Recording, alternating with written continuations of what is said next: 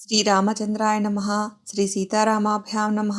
శ్రీమద్ వాల్మీకి రామాయణము యుద్ధకాండము 69వ సర్గము. త్రిశిరుడు, నరాంతకుడు మొదలగు రాక్షస వీరులను రావణుడు యుద్ధరంగమునకు పంపుట, అంగదుని చేతిలో నరాంతకుడు నిహతుడగుట. దుర్మార్గుడైన రావణుడు అంతులేని శోకములో మునిగి ఇట్లు పరితపించుచుండగా చూచి అతని కుమారుడైన త్రిశిరుడు ఇట్లు నుడివెను. మహారాజా, మహావీరుడైన మా పినతండ్రి ఇట్లు హతుడగుట విధి నిర్ణయము. నీవంటి సత్పురుషులు విలపింపరు. ప్రభూ, నీవు ముల్లోకములను పాలింపగల సమర్థుడవు. అట్టి నీవు ఒక సామాన్యుని వలె ఎందులకు దుఃఖించుచున్నావు? బ్రహ్మదేవుడు అనుగ్రహించిన శక్తి, కవచము, ధనుర్బాణములు నీ కడగలవు. నీ రథము అద్భుతమైనది. దానికి 1000 గుర్రములు పూంచబడియుండును. దాని చక్రముల సవ్వడి మేఘగర్జన వలె శత్రు భయంకరమైనది. నీవు ఎట్టి ఆయుధమును చేపట్టకయే దేవదానవులను పెక్కు పర్యాయములు ఆపదల పాలు చేసితివి.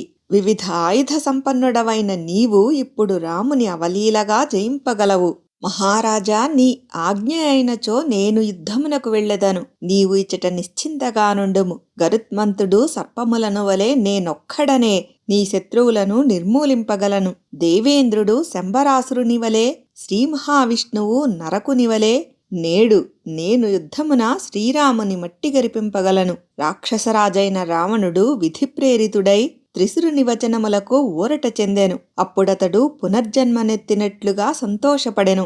త్రిశిరుని మాటలను విన్నంతనే దేవాంతకుడు, నరాంతకుడు, బలశాలి అయిన అతికాయుడు అను రావణుని కుమారులు ఉత్సాహముతో యుద్ధమునకు ఉద్యుక్తులైరి. రాక్షస శ్రేష్ఠులు, ఇంద్రుని అంతటి పరాక్రమశాలులు, మహావీరులు అయిన ఆ రావణసుతులు అహమహమికతో, అనగా నేను ముందు అని పోటీపడుచు గర్జింపసాగిరి. వారందరూ అంతరిక్షమున సంచరింపగలవారు, మాయోపాయములలో ఆరితేరినవారు, దేవతల దర్పమును అణచినవారు, యుద్ధమున దుర్జయులు, మిక్కిలి బలాఢ్యులు, అన్ని విధములా సమర్థులుగా వాసికెక్కినవారు. ఇంతవరకును దేవతలు, గంధర్వులు, కిన్నరులు, మహానాగులు మొదలగు వారితో జరిగిన యుద్ధములలో వారు పరాజయమును ఎరుగరు.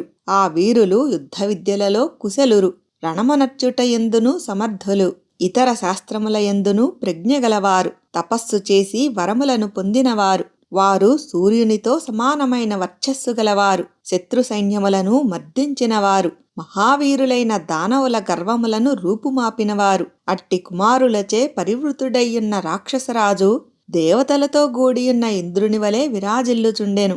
అతడు తన పుత్రులను ఆభరణములతో అలంకరించి అక్కున చేర్చుకొనెను. పిమ్మట వారిని శుభాశిస్సులతో యుద్ధమునకు పంపెను. తదుపరి యుద్ధోన్మత్తుడు అనగా మహాపార్శుడు, మత్తుడు అనగా మహోదరుడు అను తన సోదరులను రావణుడు తన కుమారుల రక్షణార్థమై వారి వెంట పంపెను. ఆ మహాకాయులందరూ మహాత్ముడు, శత్రువులను పీడించువాడు అయిన రావణునకు ప్రదక్షిణ నమస్కారములను అనర్చి బయలుదేరిరి.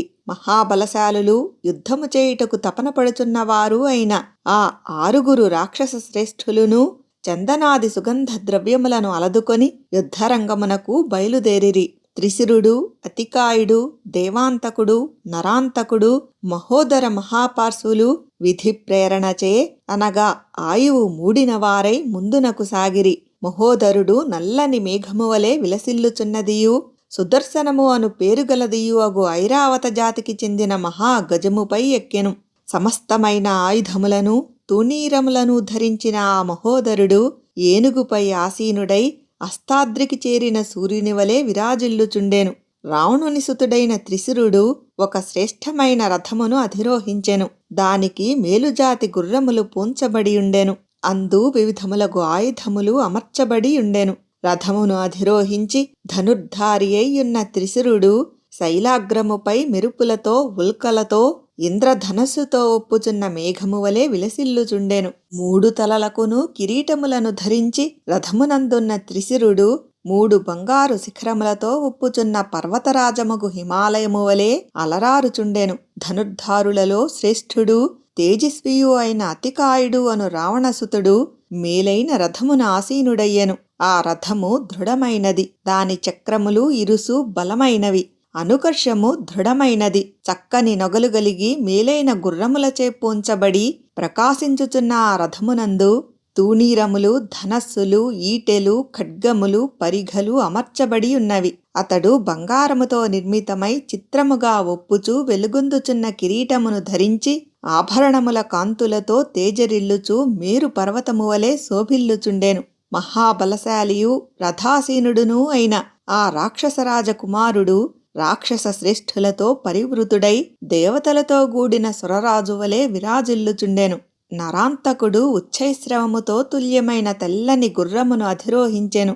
దృఢమైన శరీరముతో ఒప్పుచూ బంగారు ఆభరణములతో అలంకృతమయ్యున్న ఆ హయము మనోవేగముతో సాగిపోగలదు. గుర్రముపై ఎక్కి తోకచుక్కవలే మిరిమిట్లు గొలుపుచున్న ఈటెను చేతబట్టియున్న నరాంతకుడు నెమలిపై అధిరోహించి శక్తి అను ఆయుధమును చేబూనిన తేజస్వియగు కుమారస్వామి వలె విరాజిల్లుచుండెను. వజ్రఖచితమైన అనగా వజ్రములను పొదిగిన గదను చేబూనియున్న దేవాంతకుడు క్షీరసాగర మథన సమయమున మందరగిరిని తన 2 చేతులతో పట్టుకొనియున్న విష్ణుమూర్తి వలె తేజరిల్లుచుండెను.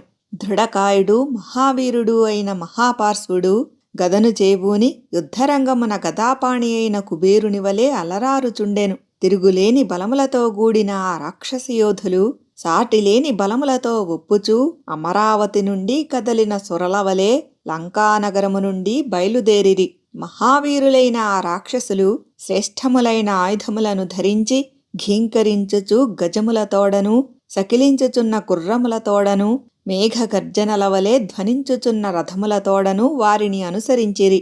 మహావీరులు సూర్యుని వలె తేజరిల్లుచున్నవారు కిరీట శోభలతో ఒప్పుచున్నవారు అగు ఆ రాక్షసరాజసుతులు ఆకాశమున ప్రకాశించుచున్న గ్రహముల వలె విరాజిల్లుచుండిరి.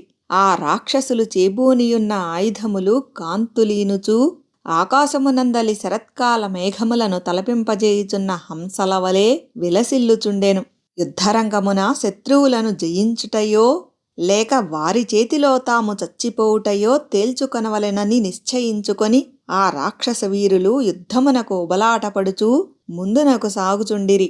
యుద్ధోత్సాహముతో ఒడలు మరచియున్న ఆ రాక్షస వీరులు సమరభూమికి సాగిపోవుచున్న వారై మేఘముల వలె గర్జించుచు సింహనాదములననర్చుచు గర్వోక్తులతో శత్రువులను కవ్వించుచు బాణములను చేబూనిరి. ఆ రాక్షసులు జబ్బలు చర్చుచూ పెట్టిన పెడబొబ్బలకును వనర్చిన సింహ గర్జనలకును భూమి కంపించినది. ఆకాశము దద్దరిల్లినది. మహాబలశాలులైన ఆ రాక్షసయోధులు ఇట్లు అత్యుత్సాహముతో ముందునకు సాగుచూ శిలలను వృక్షములను చేబూని యుద్ధ సన్నద్ధులైయున్న వానరవీరులను గాంచిరి. అంతటా మహాశక్తిమంతులైన వానరులును రాక్షస సైన్యమును జూచిరి. ఆ సైన్యము గజాస్వరథ బలములతో కూడియుండెను. ఆ సేనాపరివారము నుండి చిరుగంటల సవ్వడులు నిర్విరామముగా వినపడుచుండెను. ఆ సేన నల్లని మేఘ సమూహము వలె ఒప్పుచుండెను. ఆ సైనికులు అందరునూ మహా ఆయుధములను చేబూనియుండిరి. ఆ రాక్షస సైన్యము మండుచున్న అగ్నుల వలెను సూర్యకాంతుల వలెను తేజరిల్లుచున్న యోధులతో గూడియుండెను. తమ వైపునకే వచ్చుచున్న అట్టి సైన్యమును జూచి మహాబలశాలులైన వానరయోధులు పెద్ద పెద్ద కొండలను చేతబట్టి మిగుల పరాక్రమించుచూ పదే పదే మహానాదములను గావించిరి. ఆ రాక్షసయోధులను చూచినంతనే పట్టరాని రణావేశముతో ముందునకు ఉరికి కోలాహల ధ్వనులననర్చిరి. వానరయోధులు దిక్కులు పిక్కటిల్లునట్లుగా వనర్చిన సింహనాదములను వినిన పిమ్మట మహాబలశాలులైన రాక్షసయోధులు శత్రువుల ఉగ్రములైన హర్షధ్వానములను సహింపలేక వారికంటేనూ భీకరముగా గర్జించిరి. అంతటా వానరవీరులు రాక్షసుల యొక్క ఘోరమైన సైన్యమున ప్రవేశించి పర్వతములను చేబూని పరాక్రమించుచూ అంతటను సంచరింపసాగిరి. అప్పుడు వారు శిఖరములతో ఒప్పుచున్న గిరుల వలె భాసిల్లుచుండిరి. చెట్లు శిలలు ఆయుధములుగా గల కపియోధులలో కొంతమంది ఆకాశమునందును మరికొందరు భూమి మీదను ఉండి పెద్ద పెద్ద బోధులతో కూడిన మహావృక్షములను చేబూని మిగుల క్రోధావేశములతో రాక్షస సైన్యముల మధ్య వీరవిహారమునర్చుచుండిరి. ఆ రాక్షసయోధులకును వానరవీరులకును మధ్య ప్రారంభమైన సంకుల సమరము మిగుల ఘోరముగా నుండెను. అంతట రాక్షసులు తమ బాణ పరంపరచే తీవ్రముగా ప్రతిఘటించుచున్నను లెక్కసేయక భీమపరాక్రమశాలులైన ఆ వానరయోధులు వారిపై వృక్షములను పెద్ద పెద్ద బండలను కొండలను తీవ్రముగా వర్షింపసాగిరి. ఆ ఇరు పక్షములయందలి యోధులును రణరంగమున ఘోరముగా గర్జించుచుండిరి. కపివీరులు శిలలతో రాక్షసులను పిండి పిండి గావించుచుండిరి. కవచములను ఆభరణములను ధరించి కదనరంగమున రథములయందును ఏనుగుల మీదను గుర్రములపైనను అధిరోహించియున్న కొంతమంది రాక్షస సైనికులను వీరావేశముతోనున్న వానరయోధులు చావమోదిరి. ఆ కపివరులు రాక్షసుల మీద పడి వారిని తీవ్రముగా మోదుచుండిరి. గిరిశిఖరములు మీద పడుటచే రాక్షసుల అవయవములు మిగుల దెబ్బతినెను. వానరుల ముష్ఠిఘాతములచే కొందరు గ్రుడ్లు తేలవేసిరి, కొందరు అటునిటు పారిపోయిరి, మరికొందరు క్రిందపడి ఆర్తనాదములను గావించుచుండిరి. అంతట రాక్షసయోధులు వాడి అయిన శరములచే కపివరులను ఛేదించుచుండిరి. శూలములతో ఈటెలతో బల్లెములతో పొడుచుచుండిరి. ఖడ్గ ప్రహారములతో గదల దెబ్బలతో బాధించుచుండిరి. వానర రాక్షసయోధులు పరస్పరము జయింపగోరిన వారై ఒకరినొకరు పడగొట్టుకొనుచుండిరి. ఉభయ పక్షముల వారును తీవ్రముగా గాయపడుటచే వారి అవయవములు అన్నియును రక్తసిక్తములయ్యెను. వానరులు విసరిన పర్వతముల ధాటికి రాక్షసుల ఖడ్గప్రహారములకు కపివరులు మిగుల గాయపడుటచే వారి శరీరముల నుండి ప్రవహించిన రక్తములతో క్షణకాలములోనే రణభూమి అంతయును తడిసిపోయెను. యుద్ధమదము గలవారు పర్వతాకారులు అయిన రాక్షసులు శత్రువులచే మర్దితులై చెల్లా చెదురుగా పడిపోయిరి. అప్పుడు రణభూమి అంతయును వారి శరీరములతో నిండిపోయెను. వానరులు రాక్షసుల యొక్క శూలములు మున్నగు ఆయుధములను భగ్నమొనర్చిరి. వారిలో కొంతమందిని విసరివేసిరి, మరికొంతమందిని విసరివేయుచుండిరి. పిమ్మట కపివరులు రాక్షసులను సమీపించి వారిని పిడికిళ్లతో పొడుచుచూ కాళ్లతో తన్నుచూ అద్భుతముగా యుద్ధమొనర్చిరి. పిమ్మట రాక్షసులు కొంతమంది వానరులను చేజిక్కించుకొని వారితోడనే వానరులను కొట్టిరి. అట్లే కపివరులును కొంతమంది రాక్షసులను పట్టుకొని వారితోడనే రాక్షసులను కొట్టిరి. పిమ్మట నిశాచరులు వానరుల చేతులలోని శిలలను లాగికొని వాటితోడనే వారిని చావమోదిరి. అట్లే కపులును రాక్షసుల శస్త్రములను గుంజుకొని వాటితోడనే ఆ నిశాచరులను తీవ్రముగా కొట్టిరి. వానరులును రాక్షసులును సమరభూమియందు సింహనాదములనొనర్చుచు శైలములతో శూలాస్త్రములతో కొట్టుకొనిరి. ఆ విధముగా ఒకరినొకరు ఛేదించుకొనిరి. వానరులు రాక్షసుల కవచములను ఛేదించుచు వారిని హతమొనర్చుచుండిరి. అప్పుడు వృక్షముల నుండి ద్రవ పదార్థము స్రవించునట్లు వారి శరీరముల నుండి రక్తము కారుచుండెను. కొంతమంది కపివీరులు యుద్ధమున రథములతో రథములను, ఏనుగులతో ఏనుగులను, గుర్రములతో గుర్రములను ఢీకొట్టించుచుండిరి. వానరులందరూ మిగుల సంతోషముతో ఎర్రని పాషాణములను తీసుకొని పెక్కు కొమ్మలు గల వృక్షములను గ్రహించి వాటితో రాక్షసులను దెబ్బతీసిరి. ఇట్లు వానర రాక్షసుల సంకీర్ణ సమరము ఘోరముగా సాగెను. రాక్షసులు తమ కొడవళ్లతోడను అర్ధచంద్రాకారము గల అస్త్రములతోడను భల్లాయుధములతోడను వాడి అయిన బాణములతోడను వానర వీరుల యొక్క వృక్షములను శిలలను ముక్కలు ముక్కలు గావించిరి.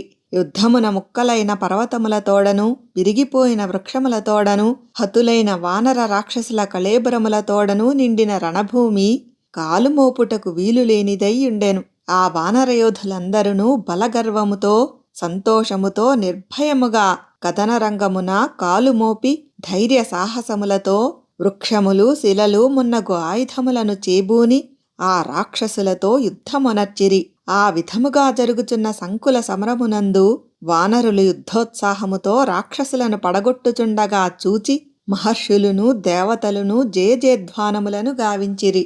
పిమ్మట నరాంతకుడు వాయువేగముతో సాగిపోగల గుర్రముపై నెక్కి వాడి అయిన బల్లెమును చేబూని మహాసముద్రములో చేపవలే సుగ్రీవుని వానర సైన్యమున ప్రవేశించెను. ఇంద్రునకు శత్రువైన ఆ రాక్షస వీరుడు పదునైన తన బల్లెముతో 700 మంది వానరులను ఛేదించెను. పిదప మహాబలశాలి క్షణకాలములో వానర సైన్యముపై దెబ్బతీసెను. మహాబలశాలియగు నరాంతకుడు గుర్రమును అధిరోహించి వానర సైన్యముపై పరాక్రమించుచుండగా విద్యాధరులు మహర్షులు మున్నగువారును చూచిరి. ఆ నరాంతకుడు సాగిపోవుచున్న మార్గము మాంసఖండములతో రక్తముతో బురదగట్టియుండెను. ఆ మార్గమునందంతటను పర్వతాకారులైన వానరుల యొక్క దేహములు పడియుండెను. కపివరులు పరాక్రమించుటకు నిశ్చయించుకును లోపలనే ఆ రాక్షసుడు విజృంభించి వారిని ఛేదింపసాగెను. నరాంతకుడు సంగ్రామరంగమున కాంతులీనుచున్న తన ఈటెను చేతబట్టి అగ్నివనములను వలె వానర సైన్యములను దహించివేసెను. కపివరులు వృక్షములను శైలములను పెకలించి తీసుకును లోపలనే ఆ రాక్షసుని ఈటెదెబ్బలకు నిహతులై వజ్రాయుధముచే ఛేదింపబడిన పర్వతముల వలె నేలగూలిరి. బలశాలి అయిన నరాంతకుడు యుద్ధరంగమున అన్ని దిక్కులయందునూ గల వానరులను మర్దించుచూ వర్షాకాలమున పెను వాయువు వలె అంతటను సంచరింపసాగెను. ఆ రాక్షస వీరుడు పైకి ఎగురుచున్న వారిని, అచట నిలిచియున్న వారిని, పారిపోవుచున్న వారిని, ఆ వానర వీరులందరినీ వధించివేయుచుండెను. అందువలన ఆ రాక్షసుని విజృంభణకు భీతిల్లిన వానర వీరులు అతనిని ఎదుర్కొనుటకు గాని, అచట నిలిచియుండుటకు గాని, కనీసము అతనికి చిక్కకుండా పారిపోవుటకు గాని అసక్తులైయుండిరి. మృత్యుతుల్యుడైన మహావీరుడగు ఆ నరాంతకుడు సూర్యకాంతులతో తేజరిల్లుచున్న తన ఈటెతో ఛేదించుచుండగా ఆ వానర సైనికులు యుద్ధభూమియందు పడిపోయిరి. వజ్రప్రహారముల వంటి ఆ ఈటెదెబ్బలకు తట్టుకొనలేక వానరులు ఆర్తనాదములు చేయసాగిరి. సమరమున దెబ్బతిని పడిపోవుచున్న ఆ వానర వీరుల రూపములు వజ్రఘాతములకు ముక్కలై పడిపోవుచున్న గిరి శుఖరముల వలె విలసిల్లుచుండెను. ఇది వరలో కుంభకర్ణుని చేతిలో దెబ్బతిని భూమిపై పడిపోయిన మహాత్ములగు నీలుడు మున్నగు వానర శ్రేష్ఠులు తిన్నగా కోలుకొని తమ రక్షణకై సుగ్రీవుని కడకు చేరిరి. యుద్ధ పరిస్థితులను గమనించుచూ అన్ని వైపులా తన దృష్టిని సారించుచున్న సుగ్రీవుడు నరాంతకుని భయమునకు ఇటునటు పారిపోవుచున్న వానర సైన్యమును చూచెను. పరుగులు దీయుచున్న వానరసేనను గమనించిన పిమ్మట ఆ వానరరాజు తమ వైపునకు ఈటెను చేతబట్టి గుర్రముపైనెక్కి వచ్చుచున్న నరాంతకుని చూచెను.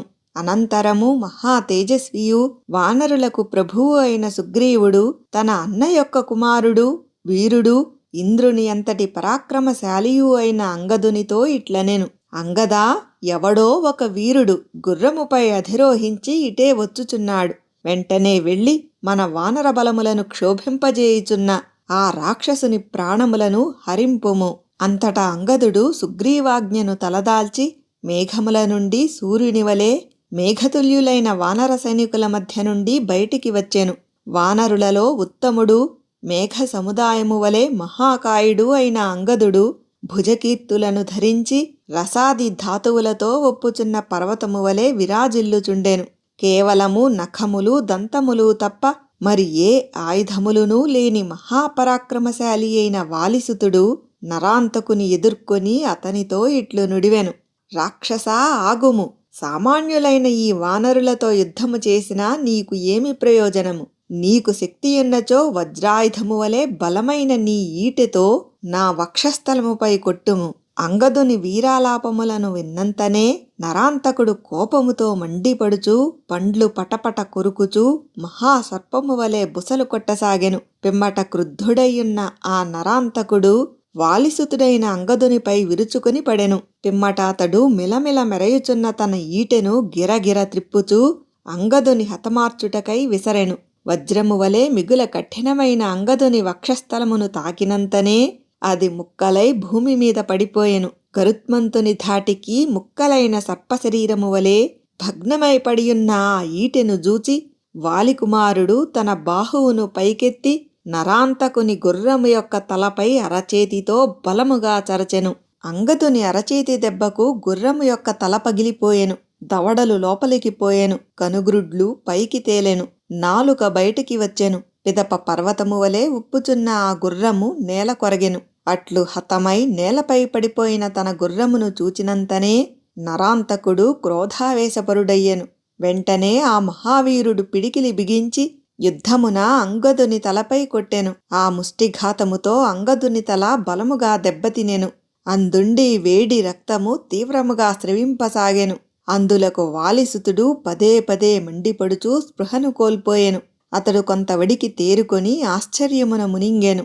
మహాబలశాలియు వాలిసూనుడు అయిన అంగదుడు వజ్రము వలె బలమైనదియు గిరిశిఖరము వలె దృఢమైనదియు అగు తన పిడికిలితో నరాంతకుని గుండెలపై చావమోదెను. అంగదుని ముష్టిఘాతమునకు ఆ రాక్షసుని వక్షస్థలము బ్రద్దలయ్యెను. తీవ్ర తాపమునకు లోనై నోటి నుండి స్రవించుచున్న రక్తముతో అతని శరీరము తడిసిపోయెను.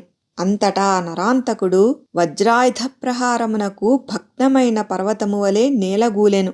రాక్షస వీరులలో ప్రముఖుడైన నరాంతకుడు యుద్ధమున అంగదుని చేతిలో నిహతుడు కాగా, అంతరిక్షముననున్న దేవతలు, నేలపైనున్న వానరులు సంతోషముతో జయ ధ్వనులను పలికిరి. నరాంతకుని నిహతుని గావించు సమయమున అంగదుడు చూపిన పరాక్రమము నిరుపమానమైనది, అనితర సాధ్యమైనది. అది రామునకు మిగుల సంతోషమును గూర్చినది. అంతేకాదు అందులకు అతనికే ఆశ్చర్యము కలిగెను. సాటిలేని పరాక్రమశాలి అయిన అతడు ఇనుమడించిన ఉత్సాహముతో ఆ వీరుడు మరల యుద్ధ సన్నద్ధుడయ్యెను. వాల్మీకి మహర్షి విరచితమై ఆదికావ్యమైన శ్రీమద్ రామాయణమునందలి యుద్ధకాండమునందు ఇది 69వ సర్గము.